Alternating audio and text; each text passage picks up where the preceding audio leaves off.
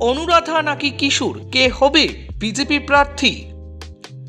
বরখলায় ইতিমধ্যেই চাপে রয়েছে গেরুয়া শিবির। অনুরাধা এবং কিশোর দুজনই দলীয় মনোনয়ন পেতে মরিয়া হয়ে উঠেছে।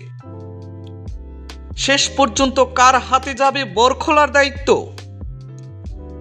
বরাকের একটি বহু চর্চিত আসন হচ্ছে বরখলা। এই বরখলা বিধানসভা কেন্দ্র বর্তমানে যেন বিজেপির ঘাঁটি, কিন্তু বিজেপির ঘাঁটি হলেও এবার ২৬-এর নির্বাচনে দলীয় মনোনয়ন পেতে দুই প্রার্থী কিন্তু এবার হিমন্ত শিবিরের কাছে বারবারই জাতীয় শোনা যাচ্ছে। কিন্তু শেষ পর্যন্ত নরেন্দ্র মোদীর বিজেপি এবং অমিত শাহ থেকে শুরু করে অসমের মুখ্যমন্ত্রী হিমন্ত বরখলার দায়িত্ব কার হাতে তুলে দেয় তা কিন্তু সময়ই বলবে। কিন্তু প্রার্থী বাছাইয়ে যদি একটু ভুল ত্রুটি হয় তাহলে বরখলা যে অন্য কিছু বেছে নেবে তা কিন্তু আর বলার অপেক্ষা রাখে না। ইতিমধ্যেই কিন্তু দুই দলের প্রচার কিন্তু শুরু হয়ে গিয়েছে বরখলায়।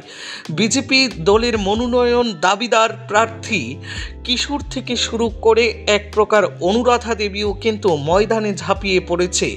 কি হিন্দু কি মুসলিম সব বাড়িতেই কিন্তু দেখা যাচ্ছে প্রচার করতে। শেষ পর্যন্ত কার হাতে যাবে বরখলার দায়িত্ব তার দিকেই তাকিয়ে রয়েছে বরখলার হাজার হাজার জনতা।